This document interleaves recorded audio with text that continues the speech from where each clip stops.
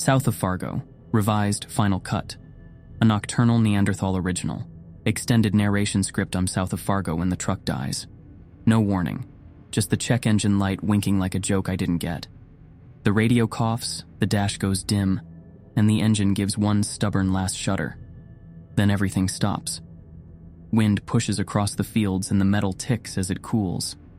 The night presses down like a lid. I coast to the shoulder, kill the key, and sit with my hands on the wheel because moving makes it real.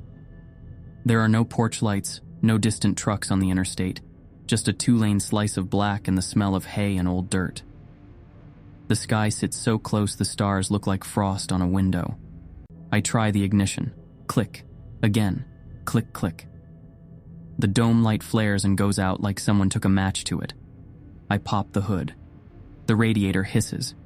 The battery looks fine. Terminal's clean. The hood's cold in my palms. Steam vanishes like it's embarrassed. Behind me, the ditch shows only a darker black where the Shelterbelt eats the light. Something shifts in the grass. Not a leap, not a deer, just a heavy sliding movement. The Shelterbelt is a string of trunks and then a wall. The beam from my flashlight cuts the black and dies like a sputtering candle when I point it at the spot. I hit the flashlight, it blinks back, and for the length of a blink, I see a shape amid the trunks. Too tall, too thin, gone. I tell myself to wait. I tell myself to be smart. I climb back in, lock the doors, and sit. The windshield starts to fog where my breath hits it, and the rearview mirror tugs at some old tiredness in my face. I stay for 20 minutes because that's what people do, wait for dawn to feel like an option. Then something taps the back window. One polite small knock. I don't look. I don't move. For another 10 minutes I just breathe cold into the truck and count the seconds like beads. Finally, I get out with the tire iron, set the flashlight on low, and walk the center line. Center line feels safer. Nothing on either side can grab you if you keep to the road, or so I thought. My boots make the same sound I've heard 1,000 times on gravel. It feels normal for a moment. But soon there are footsteps in the ditch to my right, matching my pace. They aren't human steps. They scrape sometimes like something dragging a joint wrong. When I stop, they stop. When I move, they move. I call out. My voice throws itself into the dark and comes back a little crooked, a few feet down the road. "Hey," I say. "You folks okay?" My voice answers from the Shelterbelt, not mocking but precise, shaped from a dozen breaths. "Hey." I walk faster. The yard light is a stubborn patch on the horizon that should be getting bigger, and isn't. A plump truck with hazards blinking sits on the shoulder up ahead. Mine, but not mine. A dent on the side I remember from last winter, but the cab is empty. I don't go near it. I pick up the pace instead. The road throws up a mile marker, 3:13. I count it and keep moving. Another sign comes up, 3:13. I try not to think about it. The air tastes of old engine oil and something sweeter under it, like dry grain and rotted fruit. At the ditch, the breathing gets closer, layered like a crowd, soft and patient. I catch movement at the edge of my light. A shoulder where shoulders shouldn't be. The long angle of an arm that shouldn't bend there. Something tall and wrong steps into the shoulder. Limbs too long, elbows where knees should be, skin the color of wet burlap. It doesn't walk so much as fold itself forward and let momentum carry it. Its head is tilted like a man listening for a distant song. I run back to the truck. I feel like I should be ashamed, like I owe the dark an apology for moving so clumsily. I throw myself into the cab, lock the doors, and watch the Shelterbelt. The side mirror swats at the wind, the glass fogs, and when I wipe a circle with the heel of my hand, there's a streak of mud on the outside, 2 fingers width. Something leaned there and tested for warmth.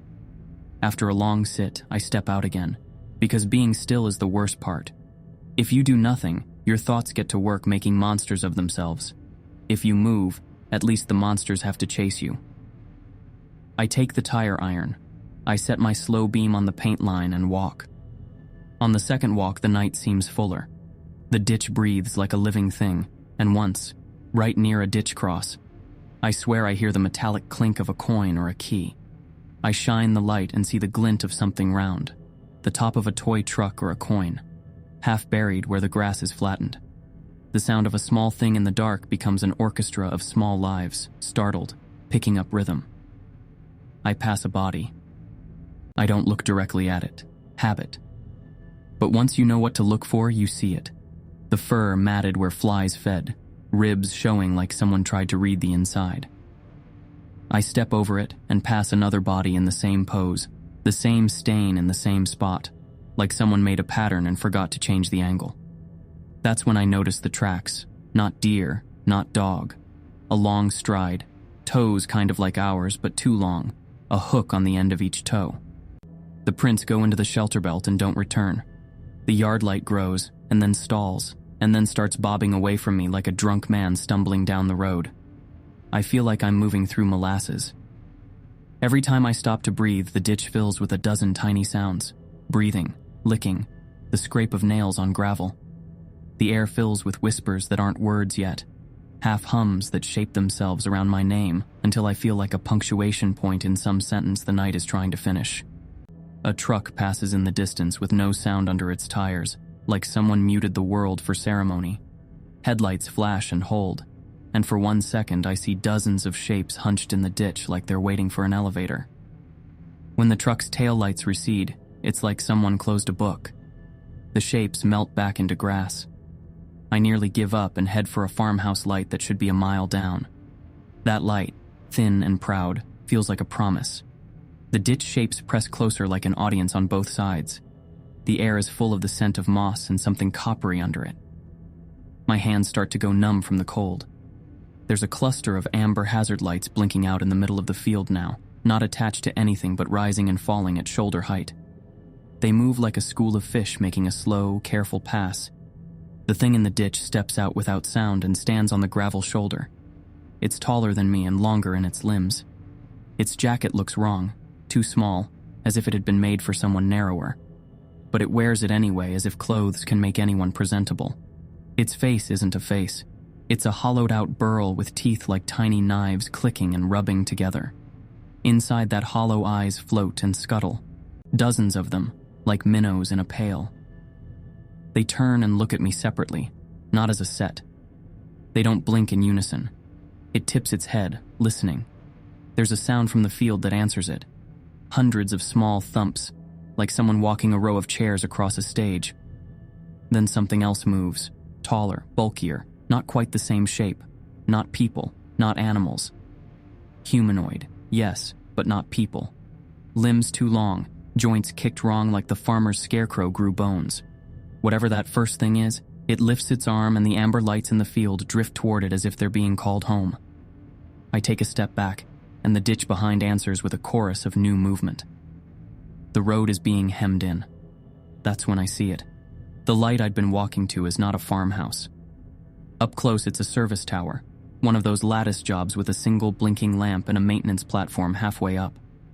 It throws a lonely cone across the fields like an invitation. I realize with a sick clarity, that's the only human light for miles. That's the bright spot I'd been trying to reach. It isn't a home. It's a lone, climbable thing with metal rungs starting at 20 feet and a small platform at the top. It is the only way to be above them.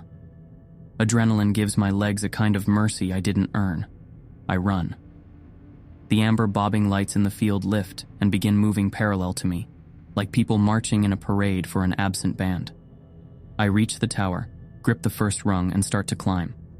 The metal is slick from dew, and the cold bites at my palms. Up and up I go, 2 rungs at a time at first, then slower, each rung a tiny victory.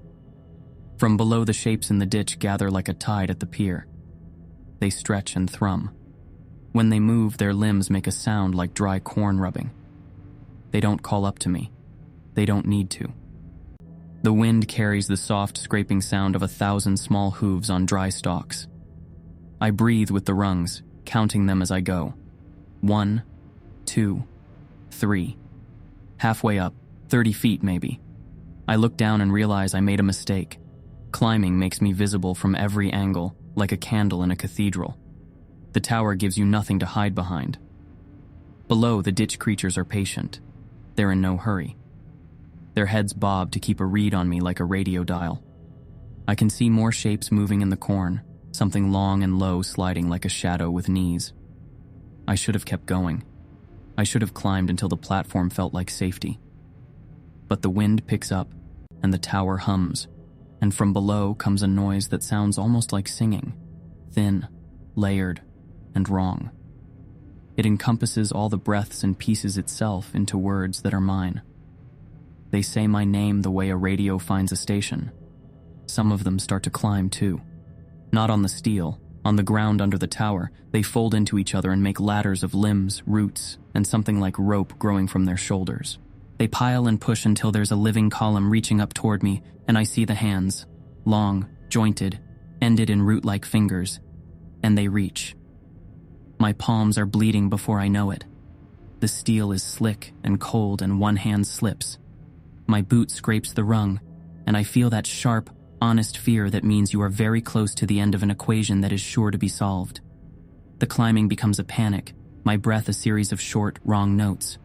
The wind snatches the flashlight from my belt and twirls it free. It arcs down and spins like a dying star, throwing slashes of light across the things below. One of the tall things locks eyes with me, if that squirming mass of eyes can be called locking, and the hollows in its head flex as if tasting the night. It tilts its face up and a low tone replies from the field. The amber lights flicker closer, like moths obeying. Something brushes my leg. A hand? A tendril? Rope with joints? It curls around my calf and it pulls with a weight like a tractor. I kick, and the thing tightens. My heart hammers so hard I can hear it in my teeth. I reach for the next rung and my fingers hit empty where the rung should be because I miscounted in a panic. I swear, the word is sharp and useless. I try to climb faster. The creatures keep pace. They don't tire. I hear bones shifting, and a rasp that could be breath. The amber lights swing in closer until the whole field is a bobbing, pulsing mass, not like people, but like lanterns held by things that are learning the posture of humans. One of them catches a sleeve with fingers that are wrong for touching. The fabric gives with the sound of old paper. I see raw tendon and the pale underside of something that used to be skin. It's not teeth at this close range. It's a sort of grinding, like someone chewing barbed wire. I throw a boot, kick, and the thing behind me howls. Not loud, not like an animal, but like a person trying to tune a radio with their throat. It has word shape, but whatever it is saying is not for me. It sounds almost pleased. I get to the platform. Half of the way is a lie when the thing is hungry. The platform is a small ring of metal that lets you stand like a man on the world's edge. I throw both legs over and haul myself up. My chest is too tight to be a lung. I stand there panting, the metal cold through my jeans, and I think for one shaky second that maybe being high will be enough. Then a hand the size of my forearm snags the bottom rung where my boot hangs. The hand is full of dirt and something like old straw. It pulls with a terrible patient strength. The rung groans under the pressure of a weight that should not exist. I hear the other things below rearranging, their claws on the tower like 1,000 small nails. One of them finds my ankle and holds on with teeth, actual teeth, biting leather. I kick and my boot comes off. The shoe catches on a rung and hangs there like a flag. For a moment the shoe swings and the world spins on that motion, slow, obscene. My hands are raw from the steel and I can't get a purchase on the lip of the platform. The towel I'd used to wipe my hands, stuck in my back pocket, comes free and flutters down into the hands below. The creatures below present it like an offering and then unspool it into something that ties to the tower and climbs like a vine. Another reaches up and the vine is already taking people's weight. They use the vine to climb, roots where fingers might be, careful and precise. Help, I say, because what else do you do? It's tiny in my mouth, a joke with no punchline. The tower groans and the pipe of the beacon rattles. The creature at my boot pulls harder. The thing's teeth are cold on leather. Blood slicks the spot where its mouth meets my shoelace, black and bright and wrong. I feel something give. My calf muscles lock and I understand in a very clean flash that I will not be pulling myself up. I twist. I try to wrench away. The creatures below cheer in their way, a rising wet chorus like something burrowing into a cellar. Someone, or something, leans the rest of its body into the pull and the tower shudders. I slide, and for a second my weight is on the flat of my hands, and the world goes narrow and white. The last thing I think is a silly, selfish memory. My sister lighting the stove on a cold morning, the sound the match makes, and it's already a lifeline I can't grab. The mouth at my boot works like a vice. The hands above me are ropes getting a hold. For a second, my fingers find the top of the platform lip, and I imagine throwing my whole weight up and over, being safe, being ridiculous, being alive. And then the fingers at my ankle pull and there's a clean, surgical ripping sound, cloth, flesh, the small personal things that make you a person. Then nothing but the world tilting. I fall, my stomach a rope in my throat. The air smacks me. The wind is loud like a radio on full. I hear the scrape of my jacket down the steel, and the scream deforms from a word into a tone that has no meaning, like someone messy.